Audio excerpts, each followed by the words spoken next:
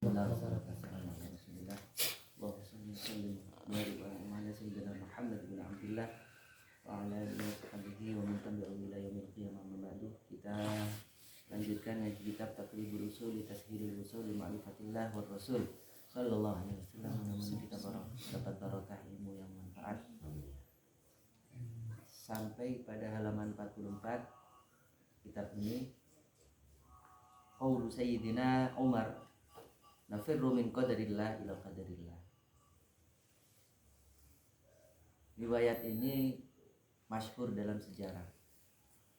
Sayyidina Umar pernah membawa pasukan sekelompok sahabat dan melewati Syam. Ketika Syam itu negeri Palestina, Yordan, Syria, yang sekarang saya nggak nyebut satu negara laknatullah itu penjajah Palestina, ya, yang sekarang sama sebagian Libanon. Jadi 4 negara: Syria, Palestina, ya, terus apa lagi? Yordan, di mana mengalir Sungai Yordan. Sungai Yordan itu membentuk lautan namanya Tobaria, lautan kecil, danau lah katakan. Laut Tobaria, Buhaira. Kalau Bahrun itu laut, kalau laut kecil Buhaira. Gunung itu Jabal, kalau gunung kecil atau bukit itu Jubail. Ya. Nah, itu Laut Tobaria ini laut akhir zaman. Kenapa dinamakan demikian? Karena ciri-ciri akhir zaman ditentukan oleh eksistensi Laut Tobaria. Laut Tobaria ini airnya tawar. Sumbernya dari Sungai Yordan. Sungai Yordan ini membentuk lautan namanya Laut Tobaria. Laut Tobaria ini salah satu yang direbut oleh negara penjajah itu, ya, dan airnya menjadi sumber air bersih. Nah, Laut Tobaria ini mengalirkan air lagi. Jadi ada air masuk dari Sungai Yordan, ada air keluar. Air keluar ini tetap jernih, tetap tawar, sampai bermuara kepada Laut Mati. Nah, Laut Mati ini namanya Laut Mati, nggak ada kehidupan di situ. Asin. Lautnya berbeda jauh 180 derajat dibandingkan Laut Tobaria. Tiberias kalau kata orang Kristen. Tiberias. Ya. Tapi kalau Laut Mati itu asin luar biasa. Dari saking asinnya, manusia itu tidak perlu renang di situ, diam saja duduk begini ngambel. Ikan taruh di situ mati. Ikan ditaruh di situ mati. Dari saking asinnya nggak kuat ikan itu, kacenan mungkin. Jadi mati dia. Ya. Makanya dinamakan laut Dead Sea. Tahu nggak kenapa? 2 laut ini berbeda jauh padahal sumbernya sama dari Laut Yordan. Ini jadi hikmah besar bagi kita ini manusia. Belajarlah dari 2 lautan ini. Satu Laut Tiberias yang tawar bisa diminum airnya, yang sekarang direbut oleh negara laknat ini, dikuasai oleh dia, disedot pakai dap yang super besar, mesin air itu, sampai airnya susut karena sumber air di sana itu terbatas. Sampai Sungai Yordan sambungannya dari Laut Tiberias itu nyaris nggak kebagian. Ya. Tapi saya pertegas lagi, apa hikmah kita belajar dari 2 laut ini? 2 laut ini sama-sama sumbernya dari Sungai Yordan. Sungai Yordan mengairi mengisi laut Tobaria, laut Tiberias, juga mengisi laut mati. Tapi kenapa yang satu itu tawar bisa diminum, airnya enak, tapi laut mati, Dead Sea, itu nggak bisa diminum airnya. Ikan pun taruh di situ mati dari saking asinnya. Kenapa ini? Ada sesuatu yang bermakna di ini. Kalau kita ngaji ini, kita pasti akan lulus menjadi manusia yang tak cercer. Ya. Karena sungai Tiberias, laut Tiberias, dia manajemen terima kasih kayak Gusep itu dipakai. Terima air, keluar air. Jadi terima kasihkan gitu. Jadi dia menerima air dari laut Yordan 1 juta liter, ya dia kirim 1 juta liter. Dia nggak butuh air itu. Jadi terima sekian, keluar sekian. Paham ya? Ini yang dilakukan oleh laut Tiberias, laut Tobaria. Ya. Tapi yang dilakukan oleh laut mati enggak. Seberapapun air dari air Yordan dimakan sendiri sama dia.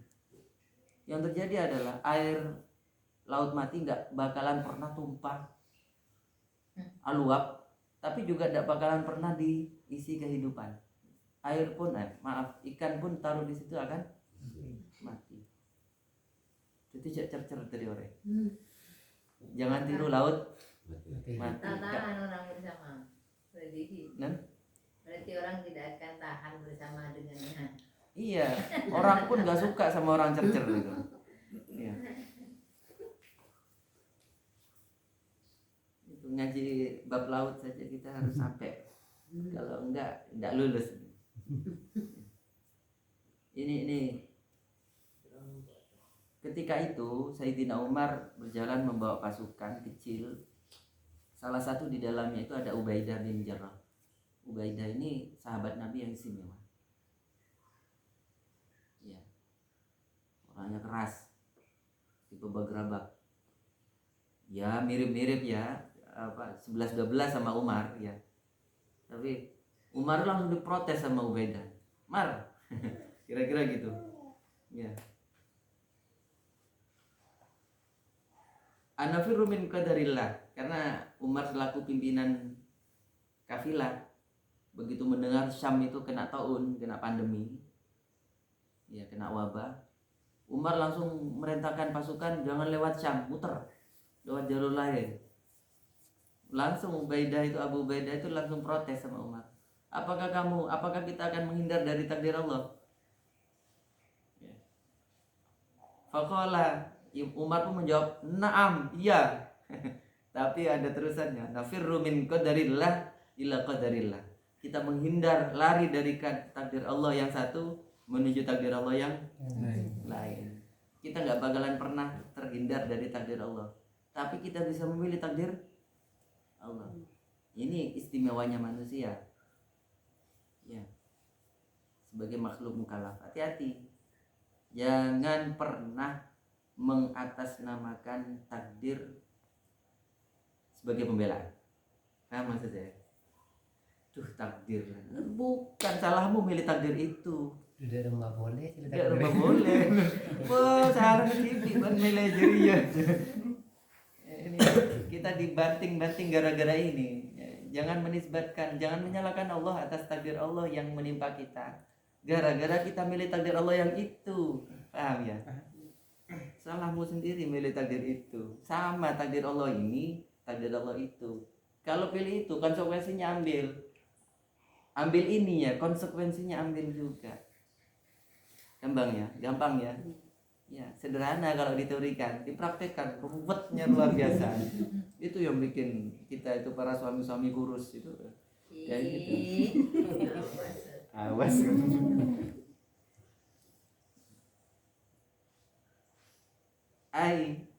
Apa maksudnya? Li'annal maudi alladhi fihi ta'un innama huwa biqadarillah. Ini ditafsirkan di kitab ini.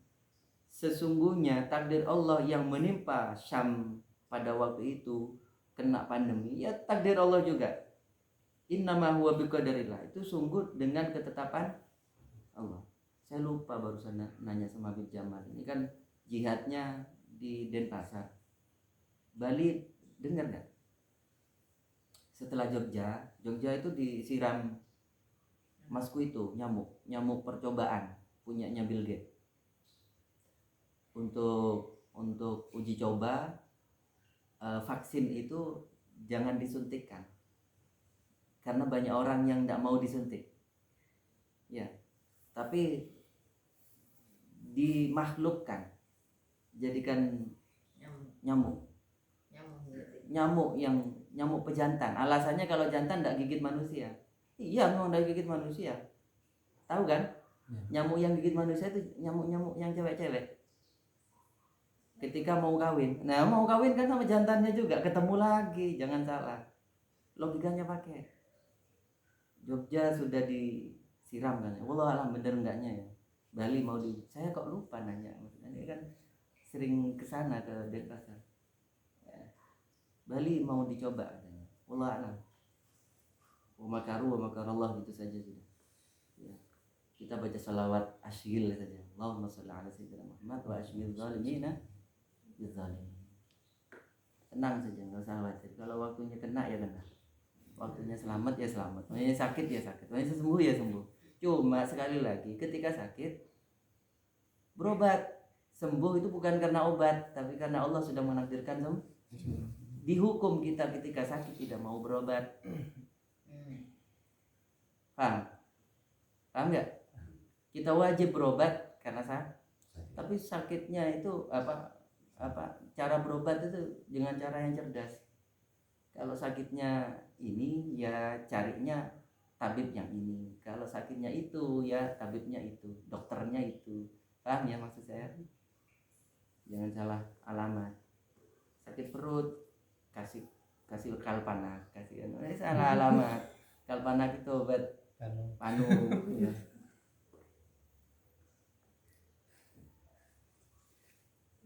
Wal maudhi'ul ladzi kok jangan nyebut merek saya.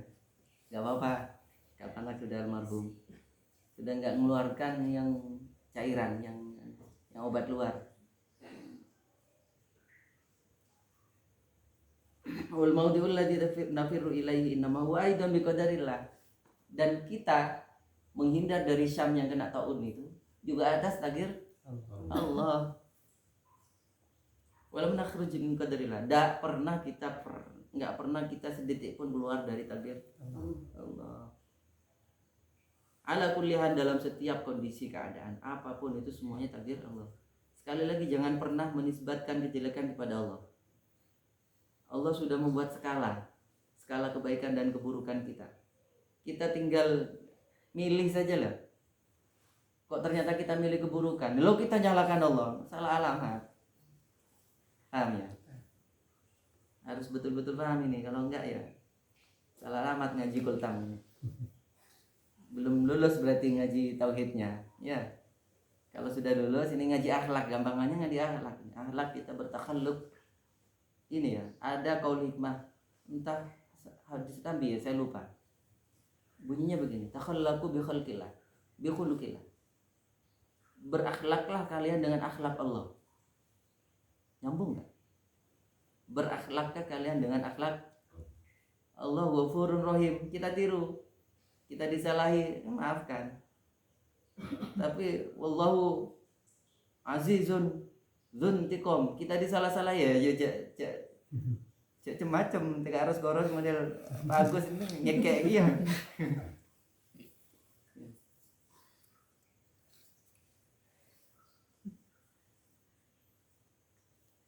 Falam nakhruj min qadarillah ala kulli hal li'an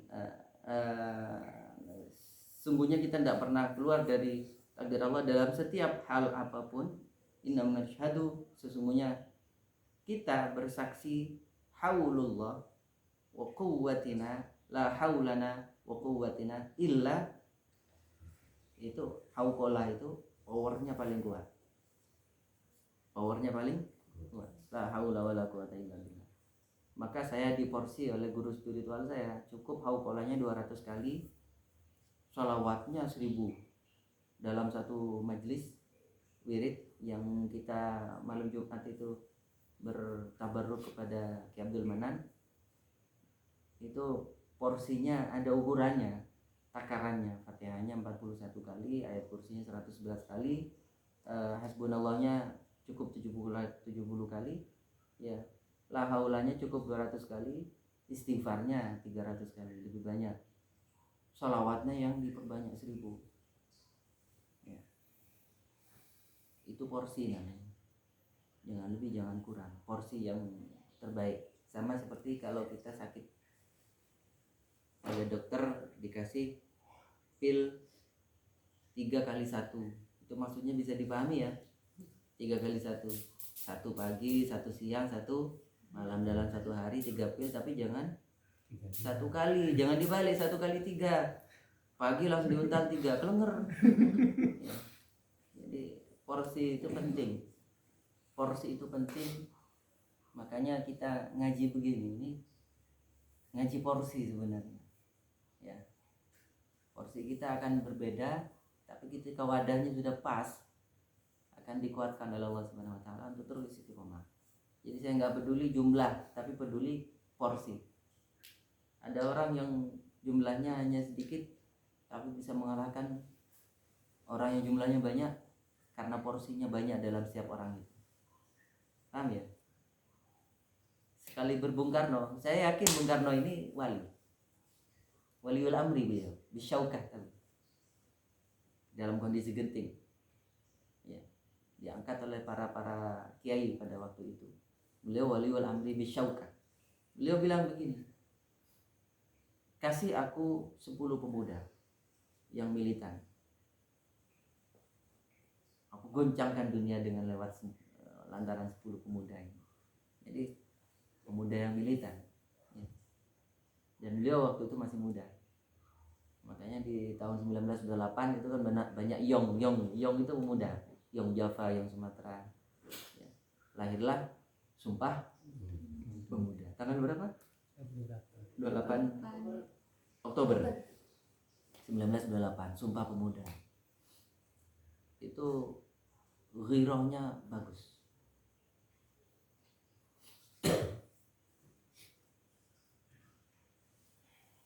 Yang kira-kira tidak penting bukan tidak penting ya, yang bisa-bisa saya lompati ya, saya lompati karena memang kalau nggak sesuai saya paksakan untuk dibacakan.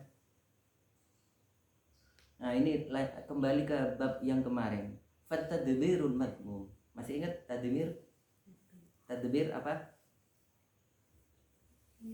Akrena babdun nya. Tadbirul madmum ya. Ada kerenahan yang tercela, tadbir yang tidak baik. Ar-rukunu ilan nafs, sesuatu yang menjadi rukun itu cangkel, penguat yang akan menguatkan jiwa, nafsu, sokma, yang an nafsala ammaratun bisu, yang kecenderungan jiwa itu ngajak ke keburukan, kecenderungannya ya, kecenderungan harus kita rem terus sewaktu-waktu. Jadi kayak pembalap itu, nafsu itu jadi kendaraan kayak mesin ya. Wajib kita kendalikan dengan setir dan rem. Arahkan ke arah yang benar melalui setir dan kendalikan kecepatan melalui rem. Itu harus cerdas di situ, ngegas ngeremnya. Ada kalanya nafsu digas juga. Saya hampir mau beli kitab kemarin itu, cuma saya pikir nyanyi saya ya, dan aku harganya lihat, saya kalau lihat buku menarik itu tak balik dulu di belakang, setelah lihat judul depan balik di belakang dalam rangka lihat sinopsisnya ya sama harganya. Kok harganya agak mehong nih, nggak jadi saya beli. Apa, Teladan Rasulullah ketika Rasulullah marah. Wah ini menarik, ini ada 2 buku Teladan Rasulullah, 1 buku ketika Rasulullah marah, 1 buku ketika Rasulullah tertawa. Jadi kita meneladani Rasulullah dalam 2 kondisi yang kita sering setiap hari ini berkelindan. Ketika senang kita tertawa, senyum. Ketika susah atau gundah gulana atau ditempa masalah, kita marahnya Rasulullah, tertawanya Rasulullah, kita tiru. pengen saya ambil yang marahnya, kalau senyumnya insya Allah saya murah senyum, kecuali terhadap istri saya gak merengut gitu kan. Apa, pasang gaya saya jual mahal, agak jarang saya di depan istri untuk senyum.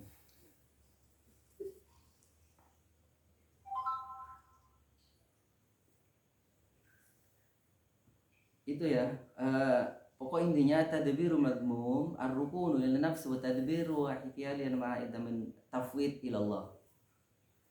Pokoknya sesuatu yang menguatkan nafsu dan menjauhkan dari tafwid ila Allah. Ada tafwid wa fawwidu amri ila Allah. Tahu, menyerahkan segala sesuatu kepada Allah. Kalau mengarahkan sesuatu kepada Allah baik. Itu at-tadbir apa lawannya al-madmum, masih ingat? Pokoknya tadbir yang baik lah. Tadbir itu kerena yang babtunya itu ada dua, ada yang baik, ada yang tercela, ada yang terpuji. Masih ingat terpuji bahasa Arabnya? Mahmud atau mahmuda.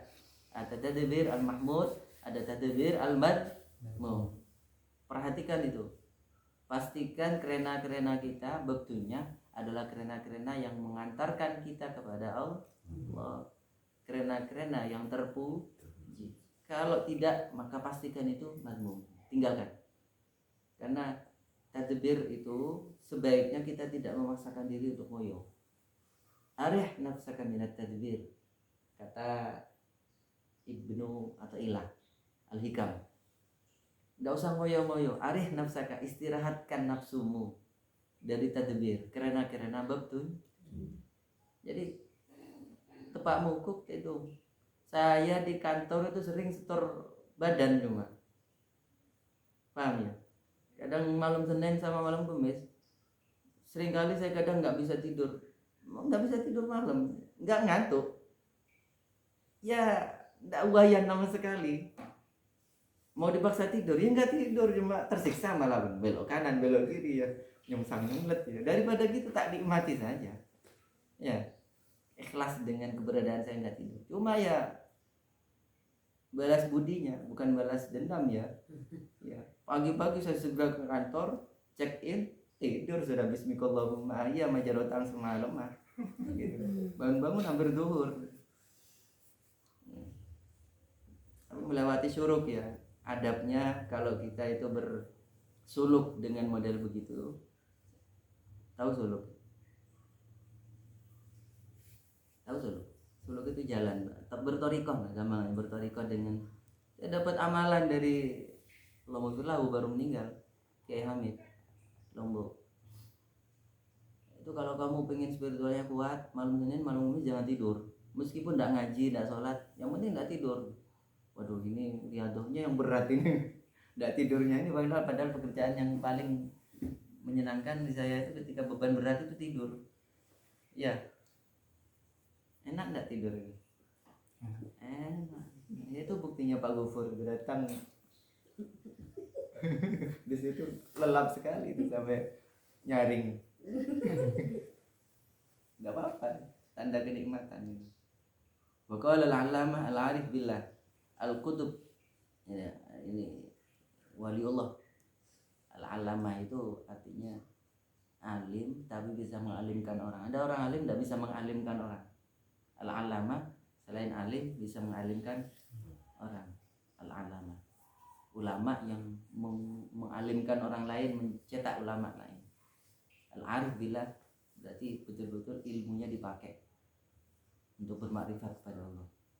Al-kutub berarti dia wali kutub. Ya, wali kutub yang tertutup oleh ulama. Jadi wali kutub itu banyak, setiap zaman terus bergulir. Ya. Kutbus zaman itu hanya satu, meninggal digantikan oleh wali bawahnya. Terus entah pakai sistem voting atau apa, enggak ngerti saya. Ya. Dan itu terus bergulir. Tapi seringkali wali kutub itu ditutupi dengan keulamaannya. Jadi tidak terkenal kecuali setelah wafat, meninggal. Siapa beliau? Sayyidi Abdurrahman Al-Idrus. Sayyidnya marganya Al-Idrus, keturunan Rasulullah, marga Al-Idrus. Yang barusan datang ini Habib dari marga Asgaf, masih familinya Habib Soleh Tanggur Al-Hamid sama Habib Abu Bakar Asgaf. Habib Abu Bakar bin Muhammad Asgaf, waliullah terkenal di Gresik. Makamnya dekat Maulana Malik Ibrahim di alun-alun. Pernah nampak? Beliau wafat al-mutawaffa sanah 92 wa 100 Gini kalau bahasa Arab ya.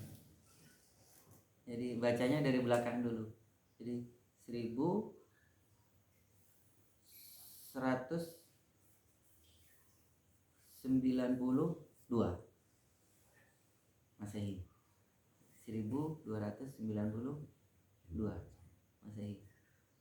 Sekarang 1440, sekitar 200-300 tahun yang lalu beliau menjadi wali kutub. Wali kutub tahun sekarang siapa?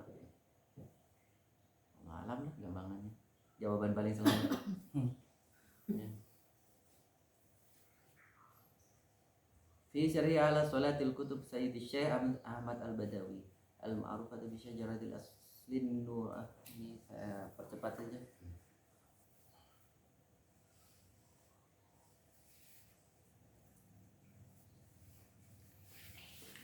Lambungnya redup ini, lupa nggak dicas.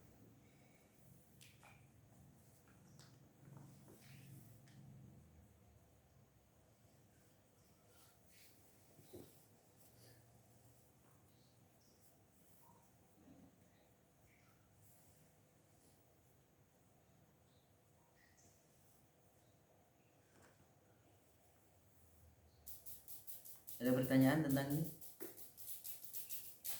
Kalau enggak saya lanjutkan di ini.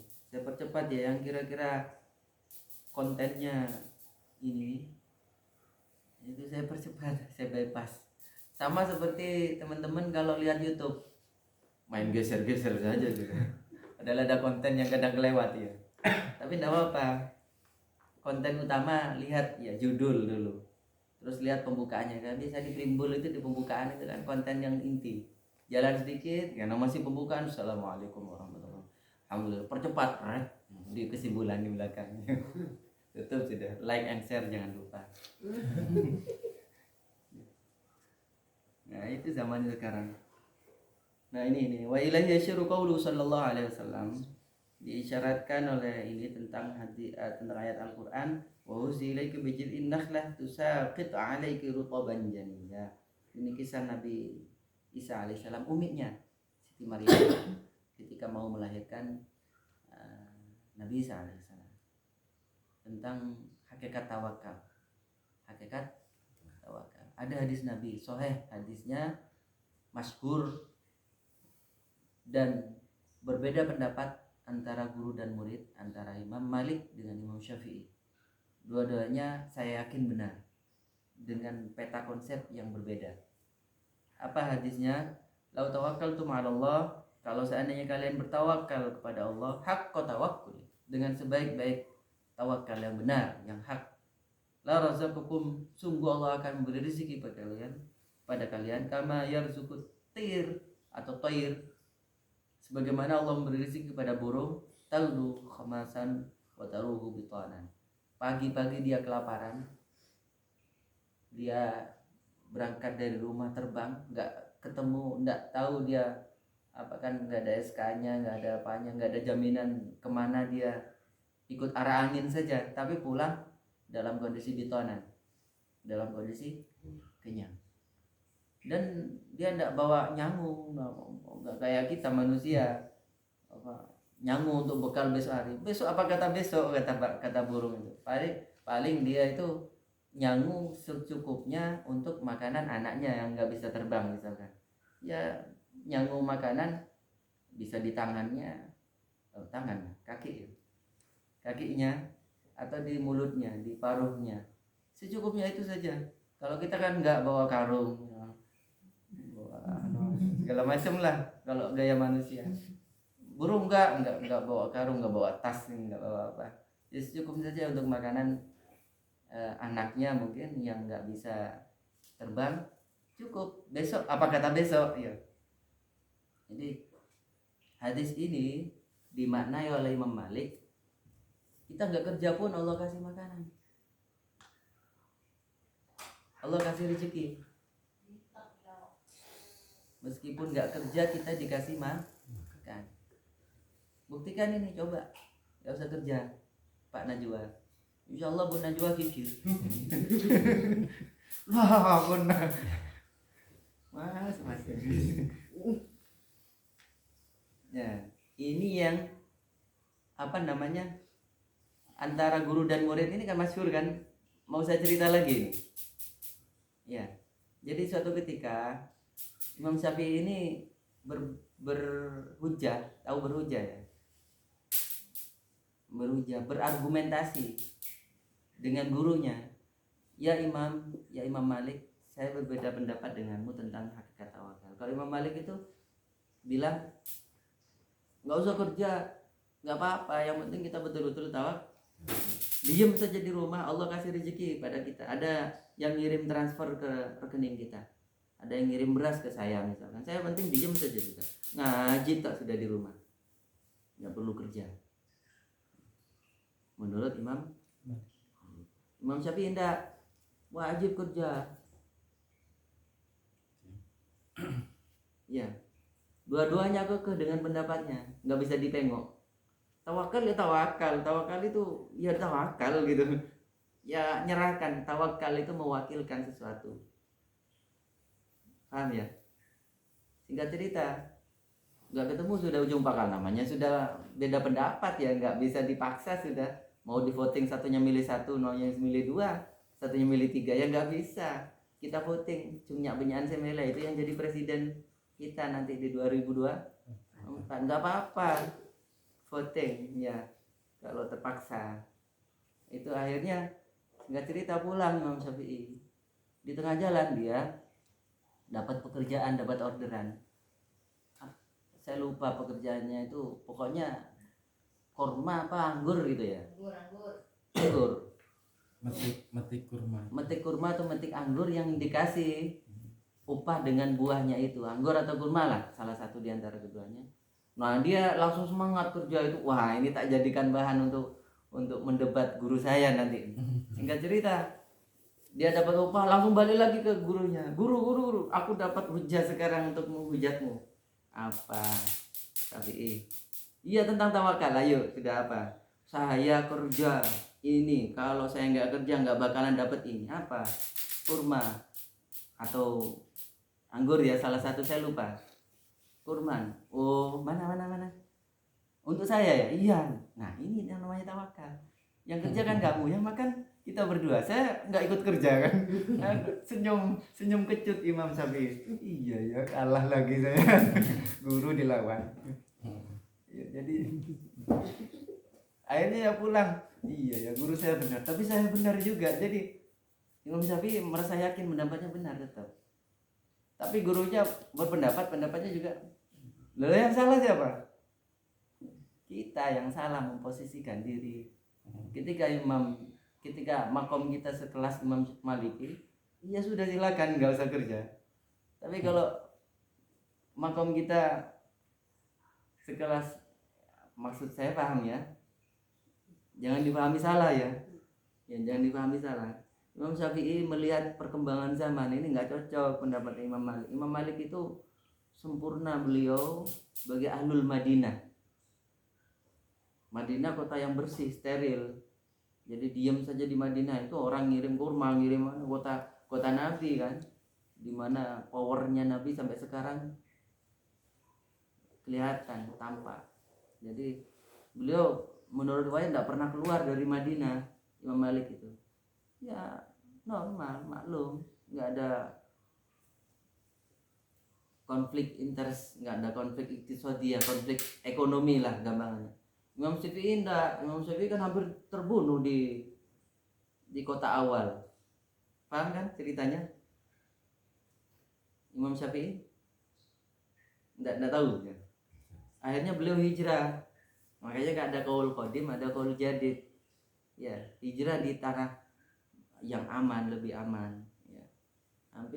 Hampir seperti yang dialami oleh Imam Ahmad, Imam Hambali. Imam Hambali kan syahid menurut riwayat.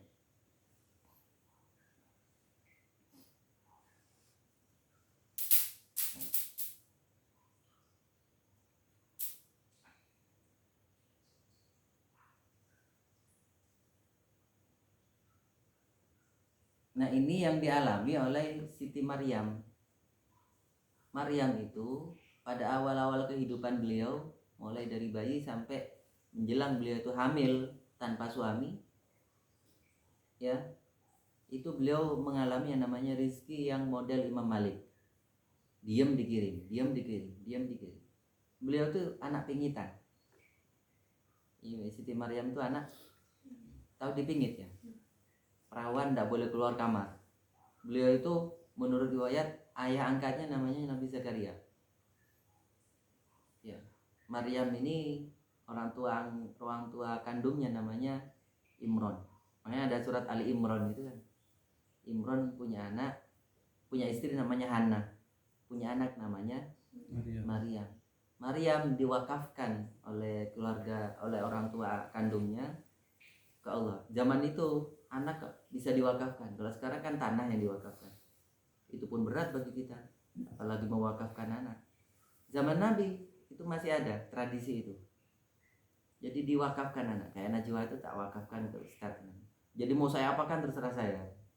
Itu diwakafkan anak. Jadi Maryam itu diwakafkan pada Nabi Zakaria, diasuh mulai kecil. Itu dipingit. Siti Maryam ditaruh di kamar, tidak keluar dari situ. Kamarnya dikunci, satu ya. Rumahnya dikunci, dua. Gerbangnya dikunci, tiga. Itu sampai 7 lapis kuncinya. Ayah angkatnya mau nyampe ke kamarnya anak angkatnya ini, bawa 7 kunci ini. Dari saking pengamanannya Nabi Zakaria mengasuh anak wakafnya ini. Karena istimewa Maryam ini. Paham ini ya ceritanya. Nah ketika kecil dikunci lapis 7 itu, kullama dakhala 'alaiha Zakaria al-mihrab wajada 'alaiha rizqa. Di dalam kamar yang di 7 kuncinya itu, 7 lapis itu, setiap kali Zakaria jenguk putri angkatnya itu, setiap itu pula didapati di dalam kamarnya itu ada makanan lengkap, ada buah-buah yang nggak ada zaman itu, nggak lagi berbuah. Kayak sekarang ini, tahu-tahu ada durian saja di kamarnya, padahal belum musim durian. Pokoknya makanan yang tidak ada lengkap di dalam kamarnya itu. Dan Nabi Zakaria nanya, qala ya Maryamu anna laki hadza. Maryam, dari mana ini makanan? Qalat, anak angkatnya menjawab, Maryam ya maksud saya, huwa min indillah. Makanan ini dari Allah. Ini seandainya Maryam laki, ini kayaknya sudah nabi. Bahkan ada kaul yang mengatakan nabi wanita satu-satunya. Tapi nabi kan dari jalur laki-laki, nggak ada satupun yang perempuan. Seandainya ada SK khusus nabi dari perempuan, Maryam itu yang paling pantas. Innallaha yarzuqu may yasha'u bighairi hisab. Allah memberi rezeki pada siapapun yang Allah kehendaki tanpa perhitungan. Jadi setiap kali itu pula, maksudnya masuk itu ngasih makanan ngasih apa, karena memang kamarnya sangat disterilkan, diamankan. Itu diriwayatkan sampai 7 lapis kuncinya ya. Kalau kita normalnya kan pintu kamar dikunci, pintu rumah dikunci, gerbang dikunci, lapis 3 kan ya. Sekali berpresiden pun ringnya ring 3. Siti Maryam ringnya sampai 7 7 ring, jadi bawa kunci 7, buka satu-satu itu. Dari saking ini coveringnya luar biasa. Tapi itu yang terjadi. Nah ini makom Imam Malik. Tapi tak kembalikan lagi ke ayat yang tadi. Ketika Siti Maryam itu hamil, ya, beliau itu sempat bukan putus asa, bukan. Tapi seorang wanita yang hamil memang perjuangannya luar biasa. Wahnan ala wahnin, lemah di atas lemah. lemes tambah lemes. Ketika hamil besar, beliau nyender di pokok pohon korma. Ya, ini. Oleh Allah diperintahkan, wahuzzi ilaika bijil'in ilaiki, perempuan. Ya, bijil'in nakhlah.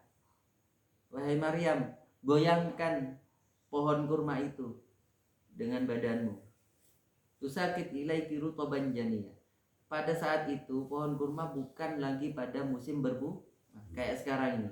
Bulan 11 itu bukan musimnya buah durian berbuah. Baru muncul kembang-kembang. Itu pun 1-2 masih. Musim berbuah durian kan bulan 2. Ya. Itu kurma juga begitu. Masih bukan musimnya untuk berbuah. Tapi Allah perintahkan kepada Maryam untuk goyangkan itu pohon. Maksudnya apa?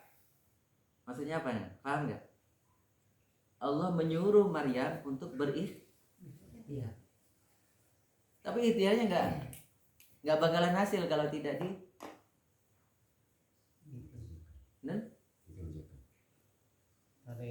tak oleh itu dari Allah. Jadi izin dari Allah itu bukan perkara dapat dikerjakan atau enggak ya. Rezeki dari yang Allah sudah kasih kepada kita itu bukan perkara kita kerja atau tidak. Paham nih? Nah, perkaranya adalah kita diperintahkan untuk bekerja, itu saja. Kita bekerja bukan untuk mendapatkan upah atau penghasilan, pekerjaan, gaji. Tapi kita bekerja karena kita diperintah untuk bekerja.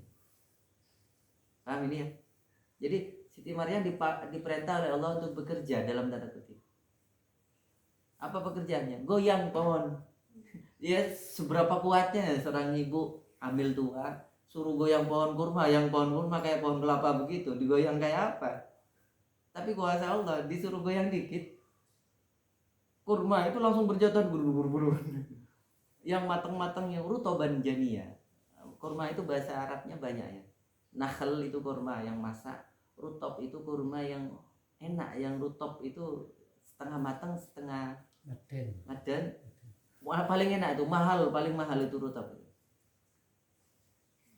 Kayak apa ya?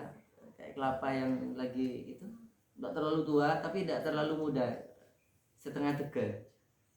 Itu paling enak itu kurma. Mahal, harganya mahal. Rutop Jawa kalau rutop ya.